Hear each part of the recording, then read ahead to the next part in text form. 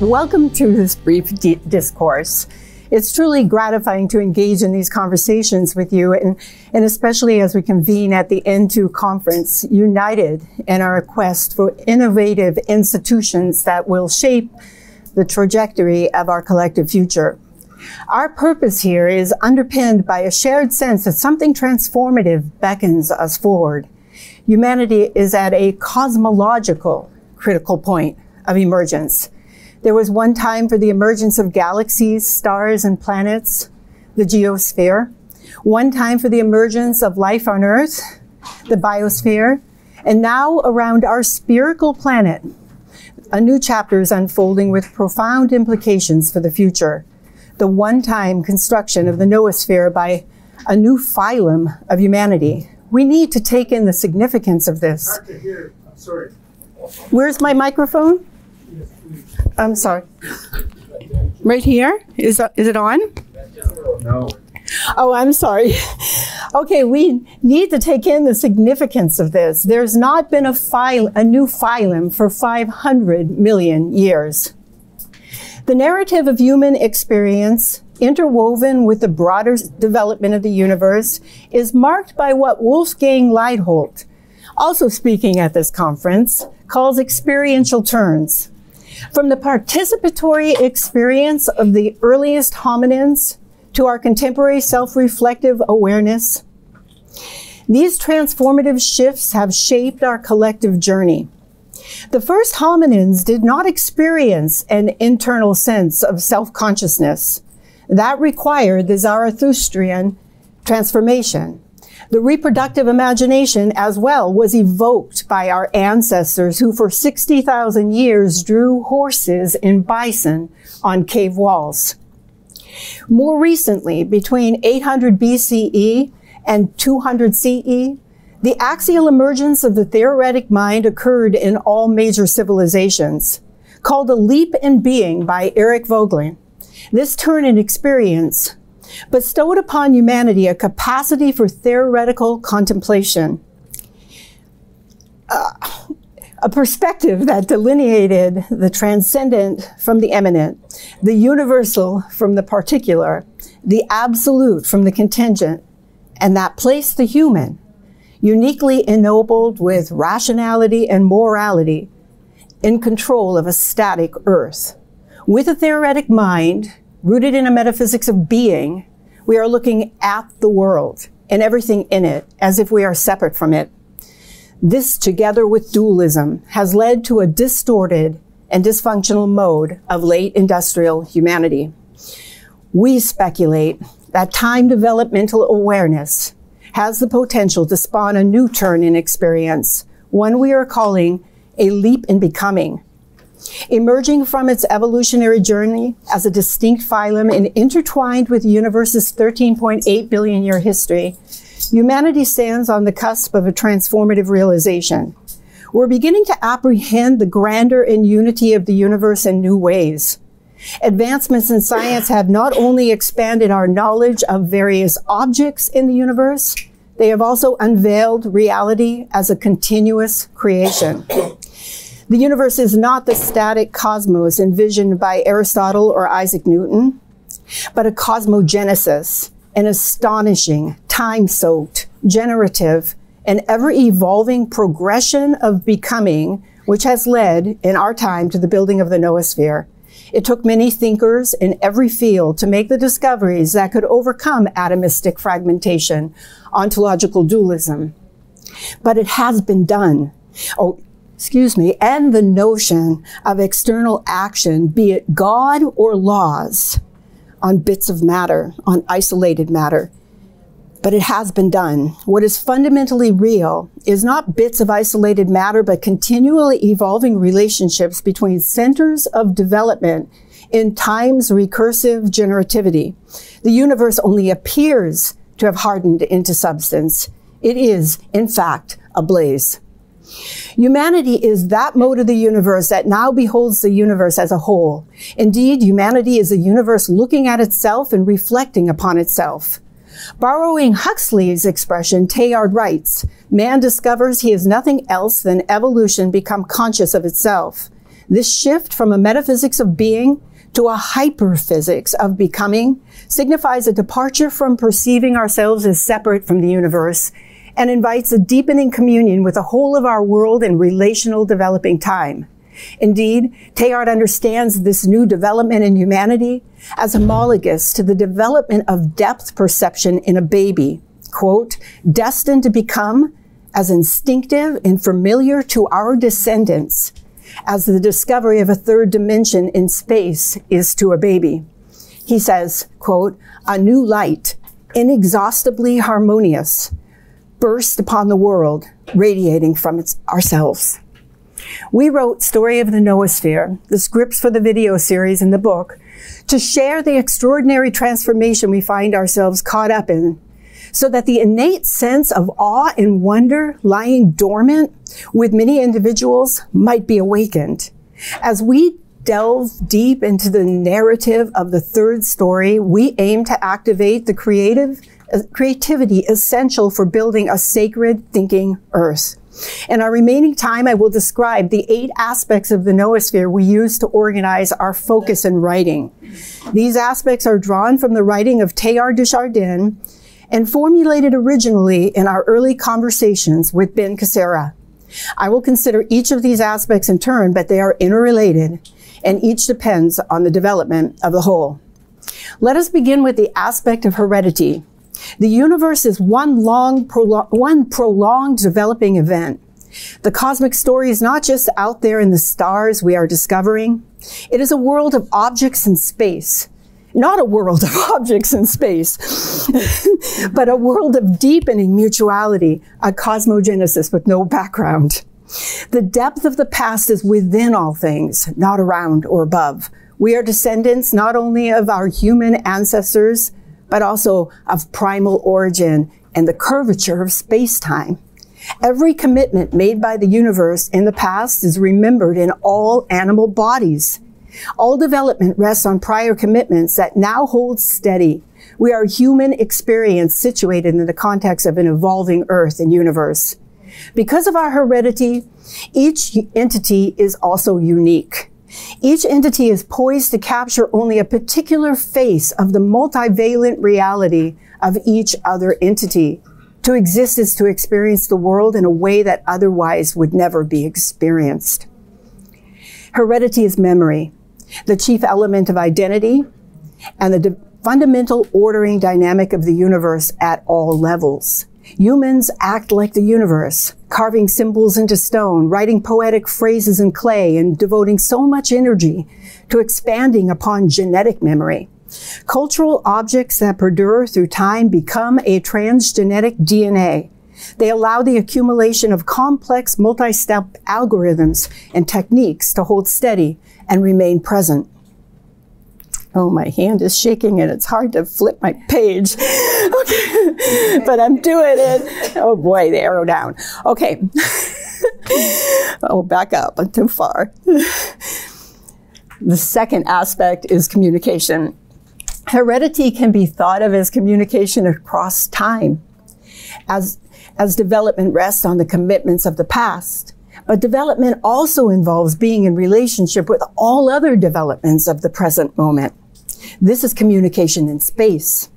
Early hominins developed the ability to communicate their experiences to one another. As consciousness deepened, communication systems between humans grew in speed and complexity of transmitted information and formed the first planetary nervous system. Reflective consciousness is a third aspect of the noosphere, giving rise to a thinking substance outside and above the biosphere. Reflections enabled Homo sapiens, a small offshoot from the main stem of evolution, to break free of the ordinary fanning out dynamics of diversification and fold in upon itself. Reflective consciousness made possible the exploration of alternatives, the recognition of differences and commonalities, and the capacity to actualize new potencies. Homo sapiens absorbed one another and expanded. With an individual brain, thought emerges from a system of non-thinking nerve fibers. But at the level of the noosphere, a collective brain emerges from the convergence of separate brains that are themselves autonomous centers of reflection. By this vast co-reflection, the whole phylum of humanity gives rise to a planetary mind. What brought about humanity's inward reflection? How did that happen? Such prominent evolutionary biologists such as Stephen Jay Gould speculate that neoteny is why the depth of reflective consciousness opened in humans. And neotenic genetic mutations occurring 5 to 7 million years ago when Homo erectus diverged from primates have been identified. Neoteny refers to an individual's slowed or delayed development and the retention of ancestral juvenile features by the adults in a lineage. This may be important because play, believed to be central to the development of consciousness, occurs mainly in juveniles. Play is fundamental precisely because it provides what Burckhardt calls a relaxed field of alternative reality. Immersed in play, new relations are possible, new dimensions of the universe are awakened, and conscious development becomes possible. There is a sense in which neoteny exists throughout the universe and might be seen to be an evolutionary activity occurring at all levels. A return to earlier conditions that can enable the exploration of developmental potencies that once existed, but for whatever reason were transient. For instance, in the core of a star, nuclear fusion processes occur that mirror, in a way, the conditions of the universe's infancy. Neoteny also exists at the level of human society. With neoteny, there can be a drawing back from institutions, from nationalities, from identities that have hardened us into restricted relations, freeing us to form new alliances and connections as cosmological beings. Trade is the fourth aspect we considered. To illustrate this particular aspect, I'd like to show you one of our videos featuring Brian regarding trade in the classical era of humanity, titled Money and Wealth.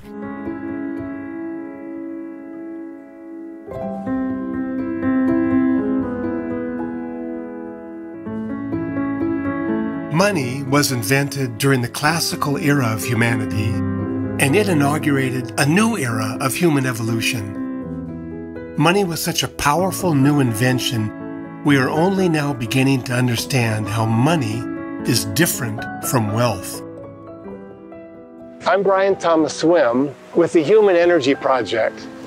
Our series of short films explore the way in which humanity is building a global organism called the noosphere.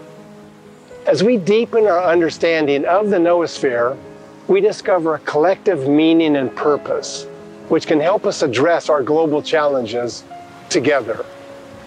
In today's film, we look at the way in which trade networks during the classical period of humanity participated in the building of this noosphere. Money was invented a number of times by classical civilizations. A primary example is what took place in 3rd century BCE China. Emperor Qin Shi Huang had a problem. Tribes in the north were attacking his cities. He had warriors ready to fight, but unfortunately, the horses in his empire did not have the strength to support his armed warriors. The horses' bone structure was too weak due to a lack of selenium in the soil. There were tribes to the west who had mastered the challenge of rearing powerful horses, so he set up a trading relationship with them. For this to work, roads and ox carts had to be built. Military protection and food supply had to be arranged. Language facility with the various cultures and dialects had to be learned. In the midst of all these complications, the emperor came up with the idea of money. In China's case, it was copper coins. With this new means of exchange, every product along the entire road could be converted first to coins and then to whatever product was desired. By its ability to transform any human product into any other human product, money enabled trade to soar. An entirely unexpected capacity of money changed the course of history. In order to understand this feature, we turn to the universe as a whole. The universe proceeds by storing huge amounts of energy in forms that can be used for creative action. For instance, as the universe expands, it transforms heat into gravitational energy. Picture a small volume of the primordial fireball as it expands out to a sphere trillions of miles in diameter. The sphere is cooler than the fireball, but the atoms now possess enough gravitational energy to contract violently and create stars. The same thing happens with life. With the invention of photosynthesis, photons of sunlight can be captured by the chlorophylls and stored as energy. Now these tiny puffs of energy from individual photons can accumulate and can be transformed into a cheetah running 60 miles an hour. In the case of early China, Qingshi Huang amassed a huge amount of copper coins, enough to construct the Great Wall of China. It is money's energy storing capacity that enables so much to happen. It empowered humans to build pyramids and cathedrals, structures beyond anything created in 3 billion years of life. No wonder humans became mesmerized by money. But the human does not exist for money. We exist to build wealth. In our example of ancient China, money consisted of the copper coins the emperor made. The copper coins were not the wealth. Wealth consisted of the land, the transportation systems, the skill to create silk clothing and ceramics, the efficiency of monetary exchange, the communication systems, the wisdom for rearing strong horses, the keeping of records, the protection of trade routes.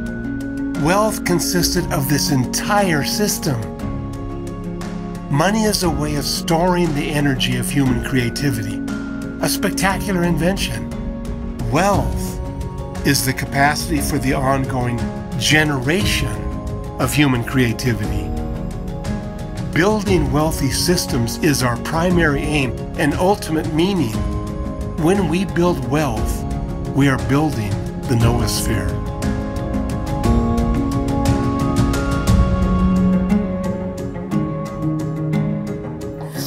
So you see, trade as an aspect of the development of the noosphere is analogous to the second law of thermodynamics. By the second law, energy dissipates and spreads. Through trade, desired items spread out.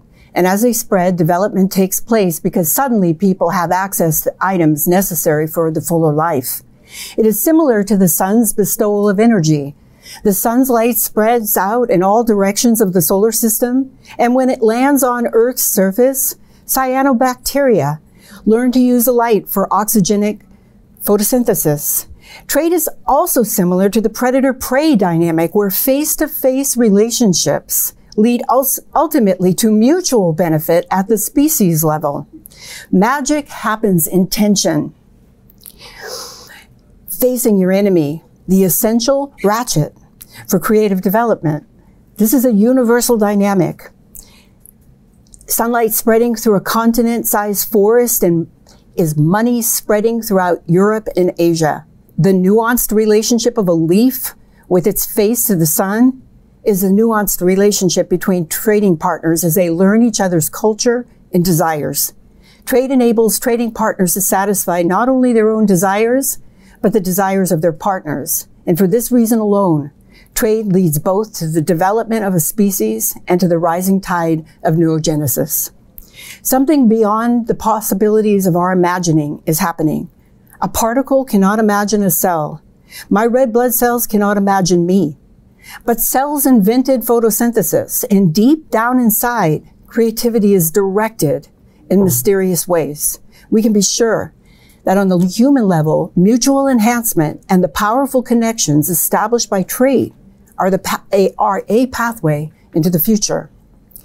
The next two aspects that focused our thought are tools and cerebralization, corresponding body-like and mind-like extensions of the human body that together comprise the generative matrix we call the hyperbody.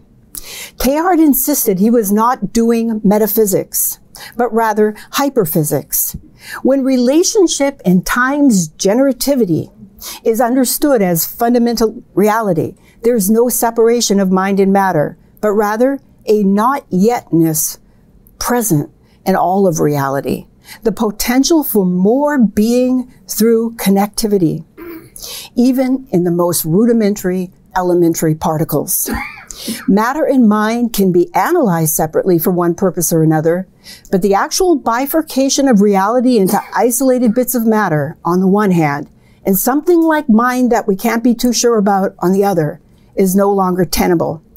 In Story of the Universe, Story of the Noosphere, we use the word tool to refer to the hyperbody and cerebralization to refer to the hypermind. The hyperbody is everything physical we build. Telescopes, steel, steam engines, internal combustion engines, and computers extend the human senses and the human will. Experience through a telescope extends us in time and space so that we might see more of what is there, who we are, and what is giving birth to us. We do not just do things with our tools, we become through them. Our tools give rise to a shared experience and a growing habitat of habits that complexifies. We are not separate from its movement. It brings forth who we are. Oops, switched too soon there. I'm so sorry. Okay, the tool matrix is an extension of the human body without the human having to depend on its biology evolving elaborate extensions. The human hand can hold a spear. So it didn't need to well, I'm going to find my page again. Okay, it didn't need to evolve a claw for protection. The hand can also type on a keyboard. Each human body is the whole extended body of the noosphere's tool matrix. All human creation is part of this hyperbody, where certain areas of the extended body are drawn upon and amplified. Just as tools are the extended body, cerebralization is the extended mind, where thought is externalized in symbols, law codes, cultural conventions, and now AI that endures, accumulates, and evolves through time. The noospheric cerebrum is exterior to biological genetics, but just as real. No chromosome. Oh my goodness, no chromosome could have ever done this biologically. Okay. Oh my goodness, I'm sorry. Excuse me for a second. You're doing great. Yeah. Thank you. Okay, if I can find my page. My hand is shaking, so I can't move the mouse. Okay. Okay. No chromosome could possibly hold the vast array of human knowledge. To appreciate the organic necessity of the cerebrum of the noosphere, we have only to imagine how a newborn, torn from its matrix of human traditions, would never develop into a full human being. The cerebrum of the noosphere is humanity's collective, reflective mind that provides an evolving structure for thinking and experiencing. Every thought we have arises within its constraints. It is also where the unique creative potential of every one of us is awakened. Next is the aspect of population. As I mentioned, the future presses into the present and it provides the ultimate meaning of the present. Timing is involved. One time for galaxies, one time for life, one time for the noosphere. The time-developing universe is irreversible at all levels. Structures of complexity are established, enabling new eras of development. New orders of complexity bring about a hardening, a holding steady, a release of pressure, where suddenly there's energy for something new. All that is needed is a new harness. Population is all about harnessable potencies. Number and size are critical at all levels of development. For instance, for our sun to light up, there needed to be 10 to the 57 hydrogen atoms in close proximity. This is because a minimum number of atoms condensing under the force of gravity is required to reach the necessary core temperature for fusion to start. Once initiated, fusion-driven outward pressure counterbalances the star's inward gravitational pull, creating an equilibrium and maintaining stability during the star's main sequence phase. Anything less than about 10 to the 56 hydrogen atoms, and you'll get a brown dwarf that never quite makes it to a star. Development is imperiled at all levels. Tension between parts is how the intention of the whole is achieved. To be in tension is to make possible the expression of the intention of the whole. Time creates one tension after another, precisely because the tension between electromagnetic force and gravitation, for example, the universe arrived at galaxies. Earth and ultimately life and reflective consciousness. The universe communicates its intention by flooding us with zest for development that involves a great promise and robbing us of energy for projects that are now maladaptive. If we don't pay attention to these feelings, there's no way the mysterious intentions of the universe can get to us. We exist to focus form, to make the world, and to bring about a valued future. The final aspect we consider is convergence. The dispersal of humans around the spherical Earth folded humanity back upon itself, resulting in a new phylum where evolution acts in shared extended anatomy and the conscious self-awareness of humanity as a single species. The universe is experiencing itself as a communion event in human consciousness. As we transition to a view of the universe as a cosmogenesis, we begin to discern that a cosmological form of knowing has been at work since our primal origin. In Teilhard's cosmology, a divine dimension is at work in the simplest atoms and in the most complex human beings and drives the development of the universe. The universe knew how to create stars, galaxies, planets, life, and humanity. The knowing is a deeper form than human knowing, a cosmological process Teilhard de Chardin named divinization. We also begin to recognize that what is right is that which enhances the journey into the noosphere. The good is liberation from secondary identities, and finally seeing that all entities have the dignity of a 13.8 billion year creation. We are primarily cosmological beings, only secondarily political, economic, gendered. As the leap in becoming deepens and spreads, qualitatively new institutions in economics, science, art, music, AI that provide structure for thinking and experiencing cosmologically will replace the inadequate and destructive forms of the theoretic mind. Teilhard wrote, "Driven by the forces of love, the fragments of the world seek each other so that the world may come into being. All development stems from desire. The desire is from the universe. The universe is satisfying its desires through us. Communion, cooperation, and harmonious interaction with others, humans and non-human, are imperative for our survival. The most profound meaning of human life is participating in the ultimate desire of the universe, which is to be in loving relation in the depths of the communion." Thank you. My name is Divinization. I'm a physician from Johannesburg, South Africa, and also a fellow of the Ubuntu Global Network. Thank you, Monica. That was a great sweep, panoramic sweep of cosmogenesis. And thank you also, Abed, for a very fascinating talk on conditioning and the noosphere. Monica, when you spoke, you mentioned something that I found fascinating, communication across time. And it reminded me of an indigenous knowledge system in Southern Africa called Ukama. And Ukama speaks about not just human and environmental interconnectedness, but it speaks about cosmic solidarity. And also speaks about interconnectedness across time, past, present, and future, so transtemporal, which is boggling to the Cartesian mind, of course. Yeah. The question I have, though, is that these and many other indigenous knowledge systems are deeply felt and held by a large portion of the global human family. And how do we better draw from them, not as sort of supplementary, sort of nice to haves, but as an integral, sort of central pools of knowledge distilled over generations in a way that not only helps us to better understand, but ultimately galvanize noosphere emergence. Thank you for that question. I thought a lot about that, actually, because it's so important. I mean, okay, so if what is real is relations and not bits of matter isolated in some external action, be it God or law imposed. If what is real, then what is important is that we amplify through in our own lives. I mean, that's where our action is at. It's not going around with colonialism and imposing, or everybody telling everybody else what to think and expressing our opinions and attacking and arguing and debating. There's room for some of that in dialogue. But what's really important is that we amplify through our personal relationships in our lives with our families, and start where you're at, and that's where the world is built.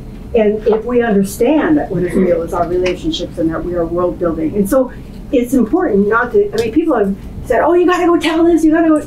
No, it's like, are we supposed to tell the indigenous people that, oh, we got a new idea here, take it on? I mean, that's just more of the same. What we have to make room is for others to breathe. And I think what is it that you've been? I heard it that you've been onto idea is how can I be so that others can be, something like that. Yeah, so it's like that's up to you, to grow that and to find ways, because differentiation is the other side of unity. It's more personal. So unity is differentiating. We come together, and so I love that. Thank you so much. That was wonderful. I can't wait to listen to it again and take better notes.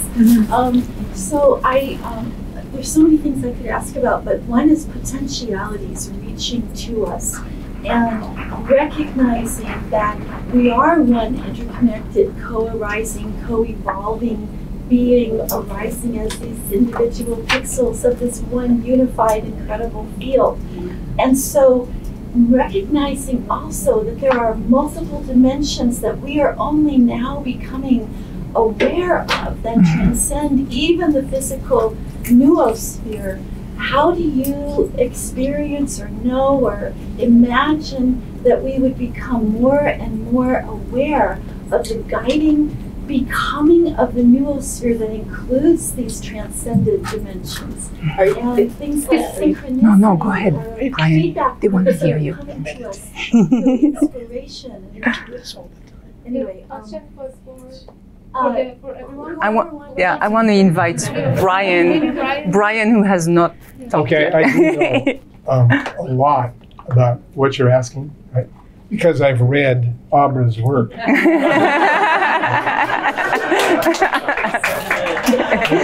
So I do work with people around the world in transformative processes, and it is about consciously transforming our consciousness and opening up to these potentialities that you ask about. And indeed, there are potentialities there. There are new ways of being, new ways of experiencing the world, new ways of knowing the world. And for the previous questions, I have the indigenous in me. We all do have. And reaching, it's really opening up to these dimensions that are already here, dimensions that perhaps with our modernity, we've had to kind of let fall away so that we could continue to open up to higher dimensions of cognition, right? Because there's only so much bandwidth that the human mind has, right? You look at the conscious mind, it's 4-7% of the mind, the rest is all non-conscious. Well, there is a lot there and a lot of power there. So our potentialities are there, I would say, and making that conscious is the work of transformation. Thank you. Question on the back. Yeah, hi there, I'm Sophia Town, professor at Fordham University. I'm going to try to see if I can get this all out because my brain is swirling right now.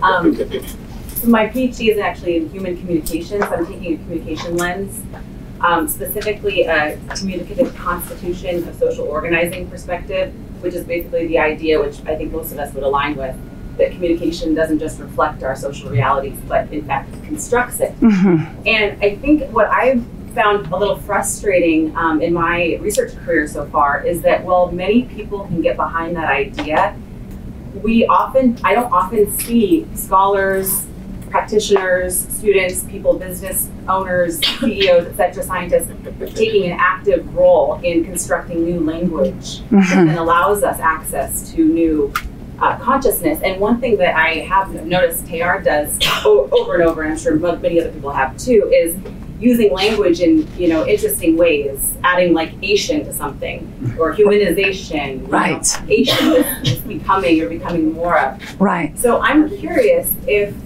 and one other thing, so that's kind of the context of the background of my question. There's also this idea of polarity and paradox braided throughout these ideas and theories. And at least in the Western, society, we really struggle with paradox because our language metaphorizes our world in either/or terms. So I've been thinking, like, how can we create a paradoxation of our language, or how do we get people to really live and enact paradox so we can kind of expand how we not only solve problems, much of our problems aren't solvable, but be with those problems, navigate those problems in a more multiplex way. You talked about articulate, it's challenging for us to articulate, or we need new stories, narratives, all of that, implies language, but maybe because human communication seems so practical to many of us, we often don't take an active role in reconstructing it. So I apologize for the long-windedness. No, that it all makes sense. It all makes sense. I can talk about it. Yes, I'd love to hear. You want to get started? Both of you should respond, and if you leave anything out, I will. You don't want to talk today. Well, no, I mean seriously. Go ahead. One of the things that, I would like to suggest that maybe for us, paradox is an artifact of a prior structure of experience. I thought a lot about this. In some sense, in a time-developing universe, there is no real true paradox. What there are oscillations and different points of view of a relational reality where we understand that our one perspective, and we change our perspective in time, that our perspectives are first one thing, then another, or one perspective and you have another. And in some sense, paradox is an artifact of what is remaining, at least in some depth, a dualistic perspective. And I like more the idea of complementarity. Maybe from Bohr, who said the opposite of a great truth. Opposite of a fact is a fiction, but the opposite of a great truth, a profound truth, may be another profound truth. So we have to get used to not having the certainty to even call something a paradox and to try to, unite it in one. It's not unitable, except for at a higher level. Yeah, thank you, Monica. This is nice. Just right now on the spot, for me, paradox is we have a dominant way of everyday consciousness in our everyday living, and at least the global West, there is a dominance of linearity. We think linearly, so paradox in that context is going to be a problem. However, there is a kind of consciousness, states of consciousness that people can engage, come to, that are broader. It's not the narrow linear view, broader dimensions of consciousness. And when entering that space, the paradoxes can be there and are no longer problems. Ambiguity is no longer a problem. Ambiguity is something to live with, to live through. So we have to, for me, it's like, again, with the work that I do with people, moving into these other states of consciousness. There are other realizations that are possible, and that somewhat remove these obstacles of paradox. One can be comfortable with paradox, right? Would that answer a little bit more your question? Thank you. Yeah. I'm excited to go back and listen to it because I'm trying to take notes. Right, okay. Yeah, it does. I think my frustration still comes a little bit with in how we construct and enact language in new ways. Right. Our communication specifically, so that we can bring those ideas that you both mentioned so beautifully to light in a way that people have access to. So live what you're saying instead of just intellectualize. So thinkers like to come up with their own vocabulary or new words every so often, but not too many, because otherwise it's just disjointed and it's no longer scientific and it's no longer acceptable philosophy. So there is a... Even the structure of our language is verb now, not object verb, you know. David Bohm worked with that, with a real mode. Maybe some of you have heard of it, where he tried to develop, at least theoretically, a new language that could reveal the deeper interconnectedness of flowing motion. Just, I think, because we have only 2 minutes left, I would like to get some other question. One from here, and then you.